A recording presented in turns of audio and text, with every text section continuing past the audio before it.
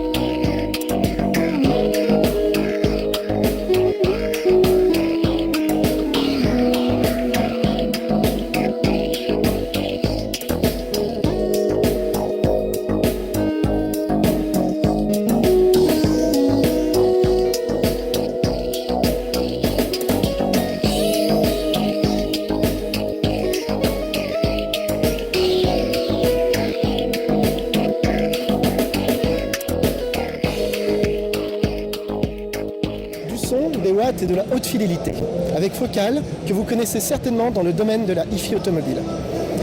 Devant nous et derrière nous, des monstres de puissance, mais attention, des monstres de puissance sonore. Je suis maintenant avec Didier. Bonjour Didier. Bonjour. Responsable relations presse de la société Focal. Didier, qu'est-ce que Focal et quelle est votre stratégie pour vous démarquer de vos concurrents? Alors Focal est une maison qui a été créée il y a à peu près 25 ans, qui est une maison française, qui est leader sur le marché des haut-parleurs en France et dans d'autres pays, tout à fait. On est représenté sur à peu près tous les continents. Notre spécificité, c'est la haute fidélité. On a parlé du son, on a parlé de la musique, on parle des watts, mais on parle peut-être un peu moins de watts. On parle de puissance, on parle de fun, et on ne parle pas de SPL comme on pourrait parler sur d'autres stands. Nous, notre spécialité, c'est la qualité sonore, c'est uniquement la qualité sonore, la performance et la fidélité. Alors quel type d'installation présentez-vous sur votre stand? Alors nous avons sur le stand, nous avons 8 véhicules qui sont là pour représenter un peu notre savoir-faire dans les différentes gammes, puisque nous avons 4 gammes de haut-parleurs.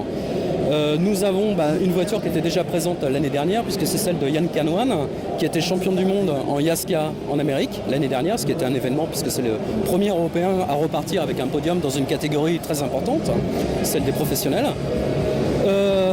Donc pour nous un véhicule un peu icône, support d'image et qui est extraordinaire à écouter. D'ailleurs je vous engagerai si vous voulez après d'écouter un petit morceau. Nous avons ensuite une 2 chevaux là-bas qui est un autre symbole puisqu'elle fait tous les PTS depuis le début et qui tous les ans est réaménagée. Et là, son rôle cette année, c'est de présenter des prototypes sur lesquels nous travaillons actuellement, avec notamment un 46 cm totalement novateur, puisqu'il y a 4 bobines. Je ne vais pas rentrer dans les détails, mais c'est quand même quelque chose d'assez exceptionnel.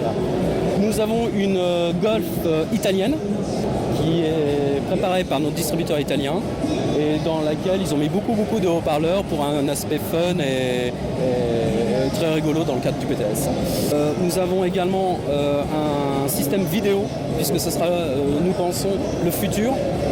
L'intégration de la vidéo avec des tas de haut-parleurs pour avoir des reproductions gauche-droite, avant-arrière, une image centrale et quelque chose qui nous rapproche davantage du home cinéma. On parle dans ces cas-là de car cinéma. D'accord. Et quels sont vos produits phares? Alors, dans la gamme focale, nous avons 4 lignes de haut-parleurs qui couvrent tous ciblés haut de gamme, de toute façon, quoi qu'il arrive. Mais après, on monte progressivement dans la gamme. Nous avons tout particulièrement la gamme Utopia, qui est la ligne de référence pour nous. Ce sont des haut-parleurs pour lesquels il n'y a aucun compromis, technique, financier. Nous avons des techniques de pointe qui sont brevetées. Nous avons des membranes en verre. Nous avons des dômes inversés en titane avec des traitements spéciaux. Nous avons des aimants multiférites qui sont une exclusivité de la marque,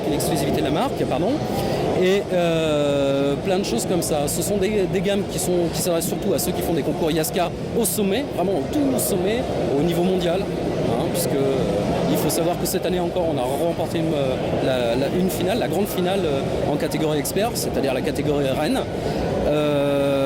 Il faut savoir aussi qu'en Amérique, 25%, je vous l'ai dit, des Américains ont été équipés. Donc pour nous, c'est une gamme de prestige, de référence et très importante pour nous.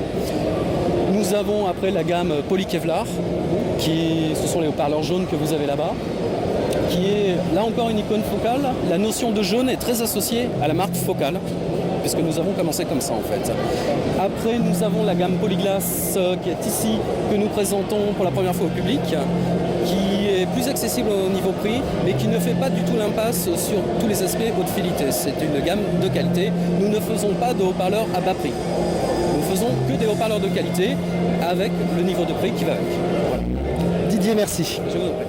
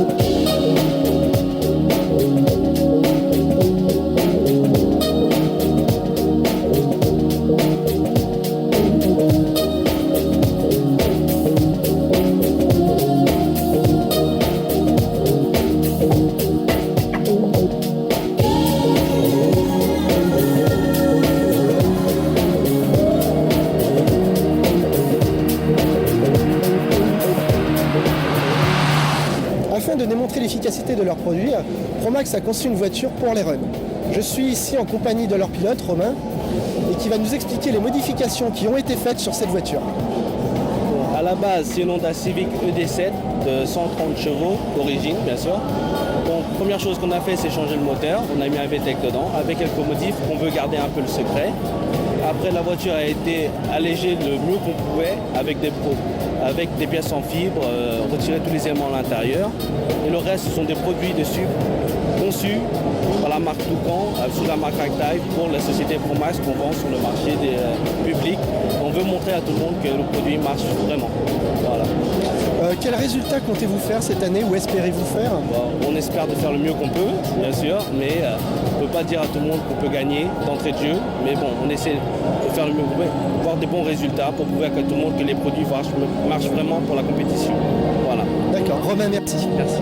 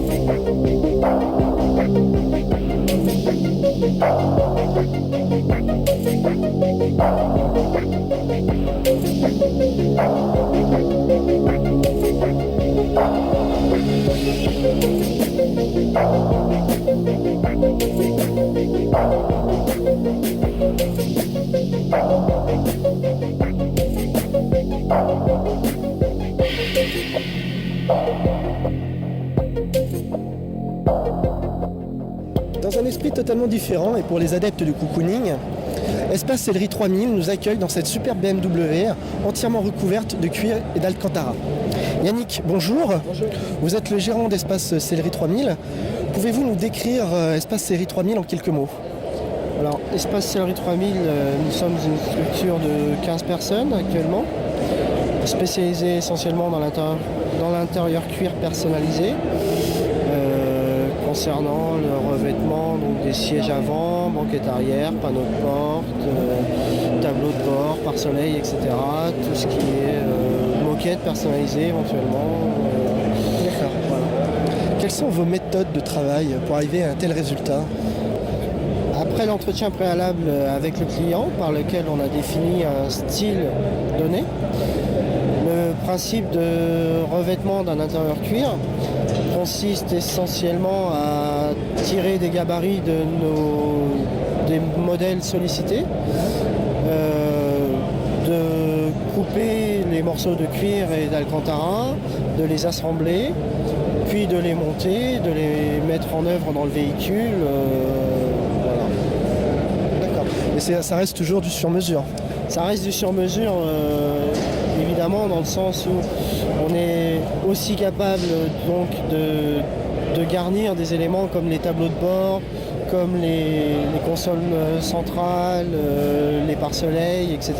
En fait, tout le véhicule est habillé.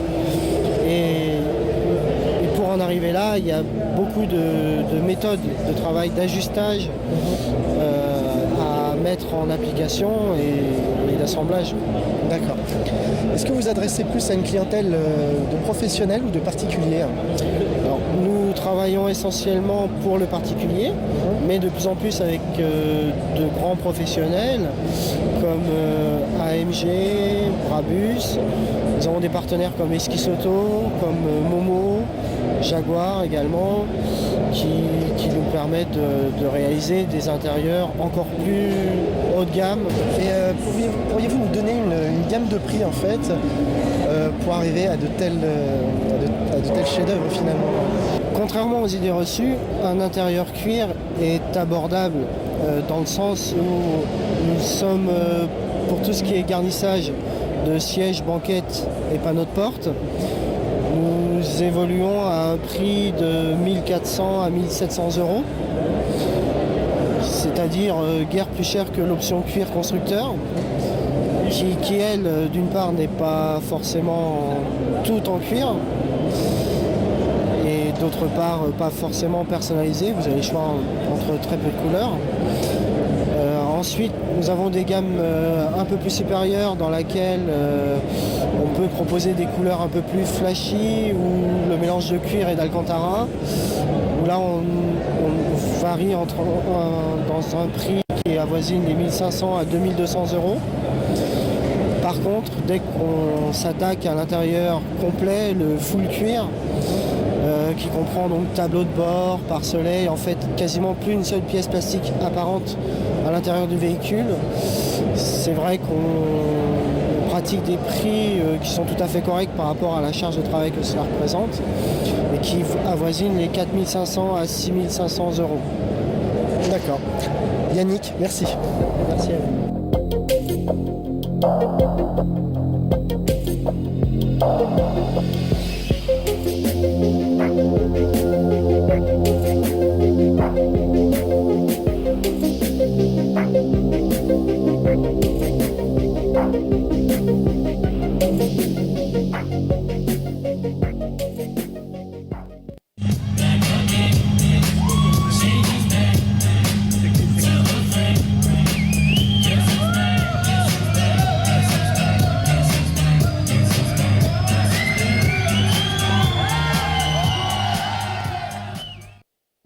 Dans le domaine de la carrosserie, Ice Design fait partie du paysage incontournable du tuning. Pour nous présenter les produits, Monsieur Fabre, gérant des sociétés Ice Design et Aloisiu. Monsieur Fabre, bonjour. Bonjour. Pouvez-vous nous présenter vos produits et nous expliquer quelle clientèle tuning vous touchez? Alors, notre société est spécialisée dans le domaine du tuning depuis 13 ans maintenant. Et notre produit phare a été au départ la conception et la fabrication des ailerons. Et maintenant, on décline ce type de produit sur la carrosserie en général. D'autre part, on est importateur de marques italiennes Tora, très connues, de fabricants de kits carrosserie Carcept en Belgique, d'échappements laser et ainsi de suite. Donc on a une gamme très complète qui nous permet de visualiser tous nos produits sur les véhicules que vous voyez là maintenant. Dans quel pays êtes-vous le plus distribué? Bien sûr, la France. On a des clients privilégiés comme les centrales d'achat, Noroto, Eldoroto.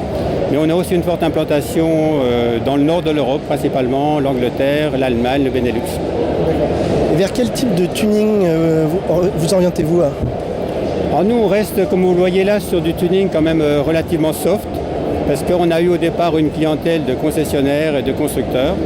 Donc on a également une clientèle composée d'importateurs de voitures et on doit leur présenter des produits pas trop typés, un peu soft on va dire, pas trop hard. Monsieur Fabre, merci.